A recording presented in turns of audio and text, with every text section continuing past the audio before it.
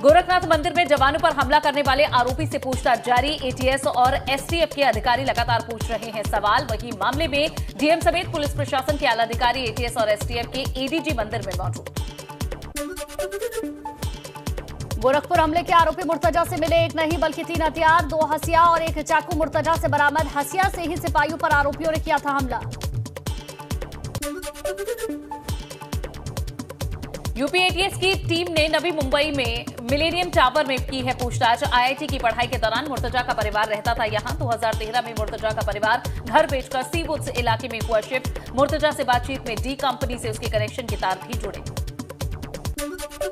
Nepal border के मदरसों में चल रहा सर्च ऑपरेशन। गोरखपुर हमले का आरोपी मुर्तजा नेपाल जाते वक्त बॉर्डर इलाके में मौजूद मदरसों में भी गया था। मुर्तजा से पूछताछ में मिली है जानकारी। देवबंद भी गया था। गोरखपुर हमले का आरोपी आतंकी इनपुट मिलने के बाद एटीएस ने देवबंद में की थी छापेमारी। उसके एक दिन पहले की मुर्तजा ने देवबंद से निकला। मुर्तजा के लैपटॉप से मिले आईएस और सीरिया से जुड़े वीडियो और साहित्य। यूपी एटीएस और एसटीएफ को जांच में सीरिया से जुड़े वीडियो साहित्य मिले। वीडियो और साहित्य के आतंकी तार हैं या नहीं, इस पर जांच जारी। गोरखपुर हमले के आरोपी मुर्तजा के खिलाफ दर्ज किए गए 2 मुकदमे। पहला मुकदमा हत्या और लूट की कोशिश का धार्मिक उन्माद बढ़ाने सहित कई धाराओं में गोरखनाथ थाने में केस दर्ज। मुर्तजा पर एफआईआर की कॉपी एबीपी गंगा के पास। 3 अप्रैल को शाम 7 बजे हमले की एफआईआर में जानकारी। एफआईआर में एकमात्र आरोपी अहमद मुर्तजा अब्बासी।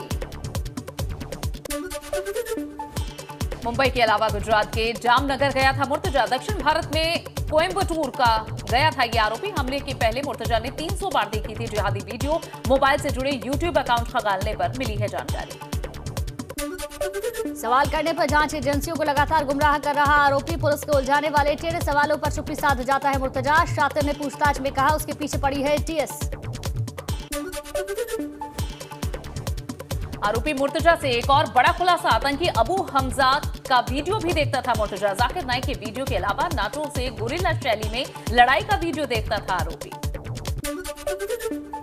सूत्रों के मुताबिक नेपाल भी जाएगी यूपी एटीएस की टीम। नेपाल की जीव से भागे आतंकी से मिला था मुर्तजा। 13 मार्च को नेपाल गया था आरोपी। नेपाल की एजेंसियों से जानकारी ले रहा यूपी एटीएस। पुलिसकर्मियों पर हुए हमले की घटना के बाद अयोध्या में अलर्ट। राम जन्मभूमि में एटीएस ने संभाली है कमान। बढ़ी है सतर्कता। अयोध्या में इस समय चल रहा है रामनवमी का मेला। रामलला के दर्शन के लिए भक्तों की भीड़ को लेकर पुलिस अलर्ट। गोरखपुर हमले के बाद से मथुरा में श्री कृष्ण जन्मस्थान पर भी बढ़ाई गई सुरक्षा। काफी तादाद में तैनात किए गए पुलिसकर्मी। मथुरा में एडीजी सुरक्षा विनोद कुमार ने श्री कृष्ण जन्मस्थान का किया है निरीक्षण। सुरक्षा व्यवस्था का लिया जायजा। सीएम योगी ने सोमवार को हमले में घायल पीएससी जवानों से बीआरडी अस्पताल में मुलाकात की। घटनास्थल पर जाकर पूरे मामले की जानकारी ली। गोरखपुर मामले पर सीएम योगी ने फिर से की है बैठक। अफसरों से मुख्यमंत्री ने अब तक का लिया है पूरा अपडेट। गोरखनाथ मंदिर में नए सुरक्षा प्लान पर भी अधिकारियों से बात। जांच में खुलासा। यूट्यूब पर मुर्तजा ने कुछ जिहादी वीडियो सर्च किए थे। वीडियो सर्च करने के दौरान आतंकियों के संपर्क में आया था मुर्तजा। जिहादी वीडियो देखने पर आतंकियों ने किया था मुर्तजा से संपर्क। शामली पुलिस ने AK-47 के साथ बदमाश अनिल उर्फ पिंटू को किया गिरफ्तार। बरामद की गई AK-47 बताई जा रही है विदेशी। 1400 से ज्यादा कारतूस हुए बरामद। एक क्रेटा गाड़ी भी मिली।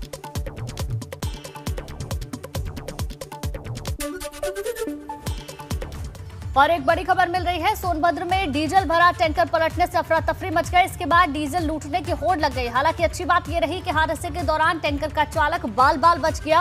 अनपरा थाना क्षेत्र के बैरपान के पास की घटना बताई जा रही है। ये तस्वीरें आपको दिखा रहे हैं जहां एक डीजल का टैंकर था वो पलट गया। और हालांकि एक बड़ा हादसा यहां हो सकता था लेकिन लोगों ने इसकी भी परवाह नहीं की। पलटे हुए टैंकर से लोग डीजल भरते हुए नजर आए हैं। तो गुंजन, एक तरफ जहां डीजल और पेट्रोल के दाम आसमान छू रहे हैं और ऐसे में ये हादसा हुआ और यहां भी लोगों ने डीजल भरने को प्राथमिकता दी है। एक बड़ा हादसा भी इस दौरान हो सकता था क्योंकि आग बहुत जल्दी ये ईंधन पकड़ते हैं लेकिन इसकी परवाह किए बगैर लोग देखिए किस तरह से जहां बॉटल और कंटेनर लेकर डीजल भरते हुए नजर आ रहे हैं। हालांकि इस हादसे में ड्राइवर बाल बाल बचा है, लेकिन ये तस्वीरें काफी समय तक टैंकर पलटा रहा और इसी तरह वहां मौजूद लोग टैंकर से निकलने वाला डीजल भरते हुए नजर आए। बताया जा रहा है कि अचानक अनियंत्रित होकर ये टैंकर पलट गया और इस बीच हादसे के तुरंत बाद ये डीजल की लूट मची हुई दिखी। कुछ लोगों ने इसका वीडियो बनाया और अब ये वीडियो वायरल हो रहा है।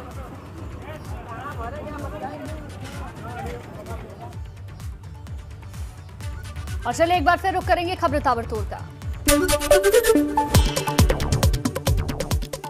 कानपुर में सरकारी पिस्टल के साथ युवक का वीडियो हुआ वायरल। इंस्टाग्राम पर कार के अंदर पुलिस की टोपी रखकर अपलोड किया वीडियो। आकाश टाटू के नाम से हुई थी युवक की पहचान। झांसी के प्रेमनगर इलाके में आपस में भिड़ी महिलाएं, आपस में कमेंटबाजी को लेकर हुआ झगड़ा। बीच सड़क महिलाओं की मारपीट का वीडियो सोशल मीडिया पर वायरल। शामली में एक्शन में एंटी रोमियो स्क्वाड की टीम मोहल्लों में खड़े लड़कों को हिदायत देकर छोड़ा। कहा बिना वजह मोहल्लों और गलियों में खड़े हुए तो की जाएगी कानूनी कार्रवाई।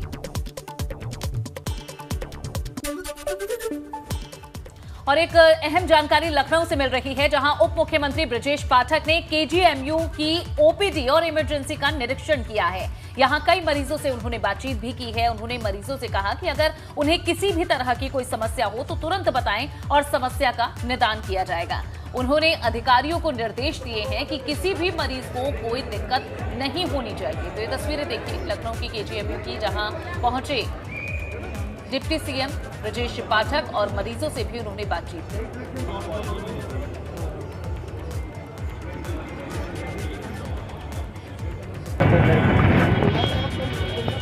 तो डिप्टी सीएम ब्रजेश पाठक ने केजीएमयू का निरीक्षण किया है। ओपीडी और इमरजेंसी वार्ड का निरीक्षण करने के लिए पहुंचे हैं। किसी भी तरीके की समस्या ना हो इसको लेकर निरीक्षण भी किया है और वहां मौजूद मरीजों से बातचीत करते हुए कहा कि अगर कोई भी समस्या हो तो तुरंत हमें बताएं।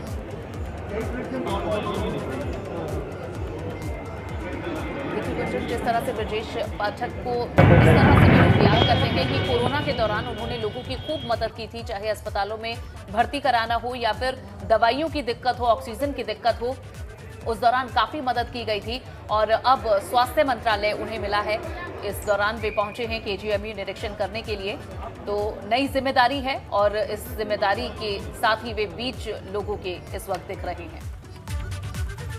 और चलिए एक बार फिर से रुक करेंगे खबर ताबड़तोड़ का।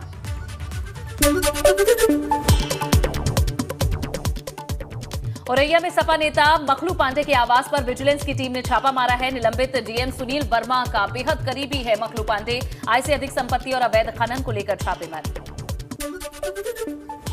योगी सरकार के दूसरे कार्यकाल के 100 दिनों का योगी सरकार के दूसरे कार्यकाल के 100 दिनों का रोड मैप आज होगा तैयार। सीएम योगी ने बुलाई है अपने कैबिनेट मंत्रियों की बैठक। शाम 6:30 बजे लोक भवन में होगी ये बैठक।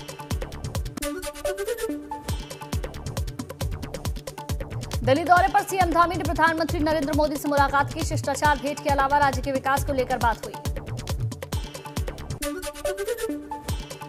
मुख्यमंत्री पुष्कर सिंह धामी दिल्ली में गृह मंत्री अमित शाह से मिले। सीएम ने गृह मंत्री से अंतर्राष्ट्रीय सीमाओं के जिलों में हिम प्रहरी योजना लागू किए जाने को लेकर केंद्र से सहयोग मांगा। उत्तराखंड पुलिस विभाग में आने वाले हफ्ते में भर्ती प्रक्रिया शुरू होगी। सिपाही के 1721 पदों पर भर्ती प्रक्रिया की शुरुआत होगी। भर्ती के लिए 2 लाख से ज्यादा अभ्यर्थियों ने किया है आवेदन। चारधाम यात्रा को लेकर सरकार की तैयारियां तेज। स्वास्थ्य सुविधाएं बेहतर करने को लेकर सरकार बना रही है full proof plan. CM Delhi में स्वास्थ्य मंत्रालय के अधिकारियों से भी करेंगे बात। और एक और खबर मिल रही है, गोरखपुर में सीएम योगी ने एक बार फिर जनता दरबार लगाया और प्रदेश के अलग अलग जगहों से आए फरियादियों की फरियाद सुनी। सभी फरियादियों से सीएम ने शिकायत पत्र लिया और अधिकारियों को इसके समाधान के निर्देश दिए। जनता दरबार के बाद सीएम योगी ने अपने चहेते गुल्लू को भी बिस्किट खिलाया और उसे दुलारा। तो एक बार फिर से योगी आदित्यनाथ ने जनता दरबार लगाया, जहां फरियादी अपनी समस्या को लेकर मुख्यमंत्री के पास पहुंचे। फरियादियों की समस्या मुख्यमंत्री ने सुनी।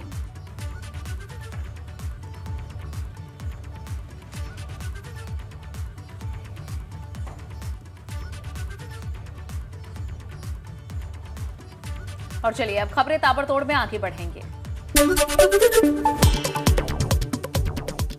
चारधाम यात्रा को लेकर उत्तराखंड पुलिस ने कसी कमर। डीआईजी ने सभी जिलों के प्रभारियों के साथ बैठक की। डीआईजी गढ़वाल करुण सिंह नगन्याल ने बैठक में यात्रा को और सुगम बनाने के लिए चर्चा की। केदार हेली सेवा के लिए पहले दिन 2140 टिकट बुक हुए हैं। सोमवार को 2 घंटे में ही 2140 टिकट बुक हुए। GMVN की वेबसाइट पर की जा रही टिकटों की बुकिंग। उत्तराखंड के जंगलों में लग रही आग को लेकर वन विभाग पूरी तरीके से अलर्ट। सभी जिलों के वन अधिकारियों को निर्देश, अपने क्षेत्रों में अलर्ट रहकर वनाग्नि की घटनाओं पर रखें पूरी निगरानी। कल भव्य तरीके से मनाया जाएगा भाजपा का स्थापना दिवस। प्रदेश में निकाली जाएगी शोभा यात्रा। सुबह 9 बजे पार्टी का झंडा फहराया जाएगा। इसके बाद शोभा यात्रा निकाली जाएगी। उत्तराखंड में बढ़ रहा तापमान। अगले 5 दिनों तक तापमान में और बढ़ोतरी की संभावना। देहरादून में 32 डिग्री तक तापमान पहुंचा। मैदान से लेकर पहाड़ तक बढ़ते तापमान से गर्मी बढ़ी। देश भर में महंगाई को लेकर कांग्रेस का विरोध जारी। उत्तराखंड कांग्रेस 7 अप्रैल को महंगाई के मुद्दे पर करेगी बड़ा प्रदर्शन। 7 अप्रैल को पूरे प्रदेश में धरना देंगे कांग्रेस नेता और कार्यकर्ता। एक और खबर मिल रही है। यूपी में साइबर अपराध के मामले लगातार बढ़ते जा रहे हैं। ऐसे में दिल्ली एनसीआर में भी ऐसा फ्रॉड लगातार सामने आया है। गाजियाबाद में भी कुछ ऐसे लोग हैं जिन्होंने साइबर ठगी के बाद पुलिस में शिकायत दर्ज कराई और पुलिस ने तुरंत एक्शन लेते हुए उनके पैसे वापस दिलवाए। पुलिस का दावा भी है कि पिछले 3 महीनों में साइबर ठगी के शिकार लोगों को उन्होंने 43 लाख रुपए वापस लौटवाए। इसको लेकर हमारे सहयोगी शक्ति सिंह ने साइबर सीओ अभय कुमार मिश्रा से खास बातचीत की। जैसे जैसे ज़माना हाईटेक हो रहा है वैसे ही वैसे जो साइबर क्राइम है उसके मामले काफ़ी बढ़ रहे हैं। बात करने के लिए हमें हमारे साथ सीओ अभय मिश्रा जी हैं। सीओ साहब, ये बताइए कि जो साइबर जो क्राइम है वो आजकल काफ़ी बढ़ रहा है। अगर बात की जाए दिल्ली एनसीआर की और आपकी गाज़ियाबाद की बात की जाए तो गाज़ियाबाद में भी जो साइबर क्राइम है वह काफ़ी तेज़ी से बढ़ने पर है। देखिए, साइबर क्राइम सेल हमारी जो है, जो भी साइबर की शिकायत मिलती है उस पर तत्परता से कार्रवाई करती है। उसी तत्परता से कार्रवाई का ही नतीजा था कि 3 महीने में लगभग 43 लाख रुपए विभिन्न व्यक्तियों के हम लोगों ने शिकायत प्राप्त होने पे वापस कराए हैं साइबर सेल के थ्रू। जो पैसे वापस आए हैं उसमें जैसे एक महिला थी जिनके लगभग 1.5 लाख के करीब रुपए वापस हुए। उनको नेटफ्लिक्स का सब्सक्रिप्शन चाहिए था। नेटफ्लिक्स के सब्सक्रिप्शन में वो गलत नेटफ्लिक्स की आईडी पे जाके उन्होंने सब्सक्रिप्शन डाला था। उसके बाद उनसे 1.5 लाख रुपए उनके डिडक्ट हो गए थे। उन्होंने साइबर सेल से कांटेक्ट किया, उसके बाद उनके पैसे वापस कराए गए। रिकवरी कैसे होती है? आप जब क्राइम हो जाता है तो उसके बाद रिकवरी के लिए आप क्या करते हैं? देखिए, जो इस तरीके के साइबर क्राइम है उसमें इमीडिएट रिलीफ के रूप में फ़िलहाल जब कोई कंप्लेनेंट हमारे पास आता है तो तत्काल हम संबंधित बैंक को मेल करके और तुरंत अकाउंट फ्रीज कराते हैं। उसके बाद वो जो इलीगल ट्रांजैक्शन है उसके बारे में मेल करते हैं। मेल करने के बाद उनके पैसे वापस आते हैं।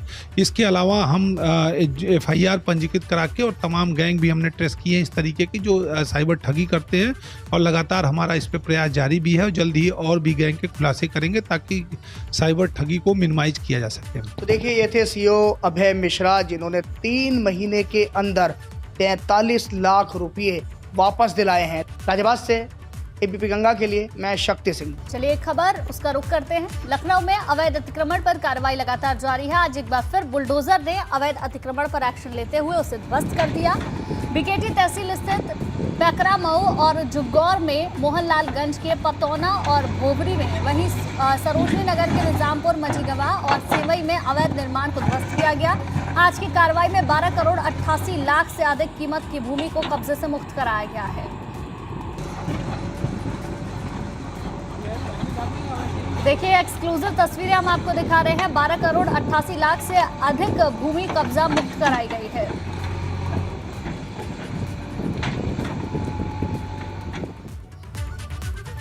वहीं ग्रेटर नोएडा में भी अवैध निर्माण के खिलाफ कार्रवाई हुई है, जहां झाझर गांव में अवैध कॉलोनियों पर यमुना अथॉरिटी ने कार्रवाई की है। इस दौरान 1,25,000 वर्ग मीटर जमीन को अतिक्रमण मुक्त कराया गया है। अतिक्रमण मुक्त जमीन की कीमत तकरीबन 100 करोड़ के करीब है। इस दौरान भारी संख्या में पुलिस बल मौजूद रहा।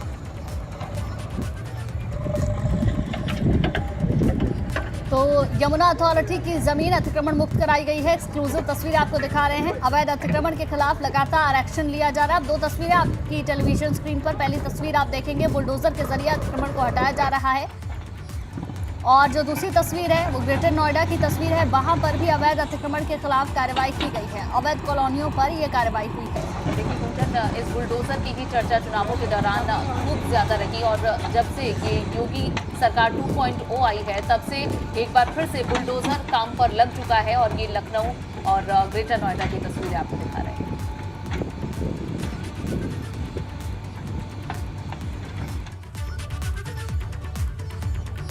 और चलो एक बार फिर नजर डालेंगे खबर ताबड़तोड़ पर। हाथरस में पुलिस प्रशासन ने अवैध शराब तस्कर सोनू यादव के खिलाफ गैंगस्टर एक्ट में कुर्की की कार्रवाई की। करीब 17 लाख की अवैध संपत्ति को कुर्क किया।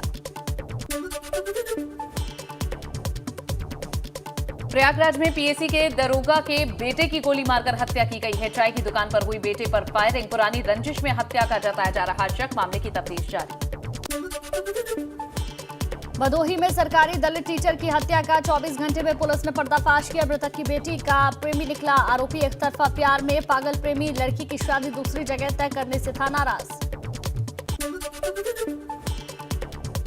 तालाब में मिला था टीचर का शव। पुलिस ने मामले का खुलासा करते हुए मुख्य आरोपी को किया है गिरफ्तार। आरोपी के दो दोस्त घटना के बाद से चल रहे थे फरार। पुलिस सरगर्मी से तलाश में जुटी।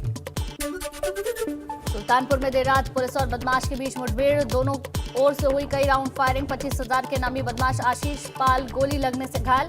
एक सिपाही के भी हाथ में गोली लगी।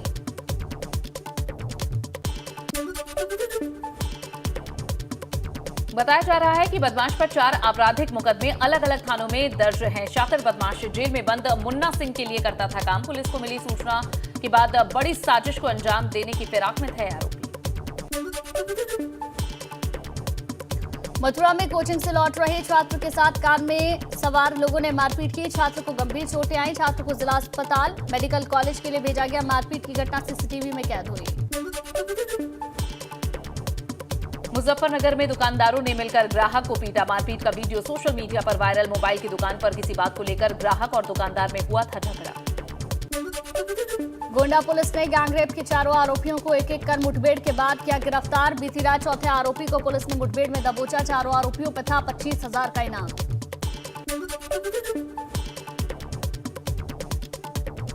वाराणसी के मधुआडीह में नकाबपोशों का आतंक। मधुआडीह थाने में चंद कदमों की दूरी पर ही चोरी और तोड़फोड़ की गई है। सीसीटीवी कैमरे में दिखे 4 नकाबपोश। चोरों ने सीसीटीवी कैमरे को किया क्षतिग्रस्त।